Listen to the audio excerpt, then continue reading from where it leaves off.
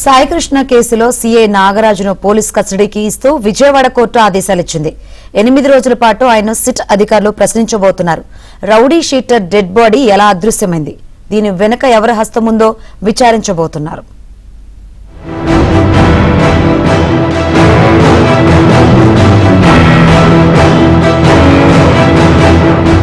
Vijayawada rowdy sheeter Saikrishna dead body మిస్టరీని ఛేదించేందుకు అనేక కోణాల్లో విచారణ సాగుతోంది. ఇప్పటి వరకు 5గురిని అరెస్టు చేయగా వారి నుంచి కీలక సమాచారం రాబట్టలేకపోయారు. ఎవరికి వారు తమకు తెలియదని చెప్పడం సిట్ కు సవాల్గా మారింది.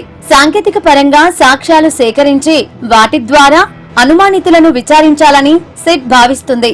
సీసీ ఫుటేజీ మాయం చేయడంతో స్టేషన్లోని వీడియో రికార్డును అధికారులు స్వాధీనం చేసుకున్నారు. అందులో 8TB సామర్థ్యం కలిగిన హార్డ్ డిస్కులు 3ఉన్నాయి. 128GB మెమరీ కార్డ్, ఒక కీప్యాడ్ ఫోన్ ను సీజ్ చేశారు. ఈ వ్యవహారంపై టెక్నాలజీ సంస్థలను ప్రశ్నించగా సీసీ కెమెరాల మరమ్మతుపై గతంలో 9 ఫిర్యాదులు వచ్చాయని, అందులో జూన్ 20న ఒక ఫిర్యాదు అందినట్లు తేలింది.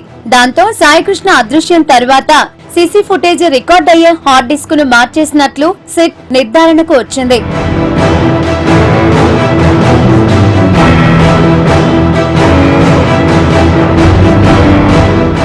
మరోవైపు సాయికృష్ణ కస్టోడియల్ డెత్ కేసులో మొత్తం 10 మందిని నిందితులుగా చేర్చే అవకాశం ఉంది. ఇప్పటి వరకు సిట్ మొత్తం 6గురిని నిందితులుగా చేర్చగా 5గురిని అరెస్టు చేశారు. కృష్ణలంక స్టేషన్ లోని మొత్తం 60 మంది సిబ్బందిని సిట్ విచారించింది.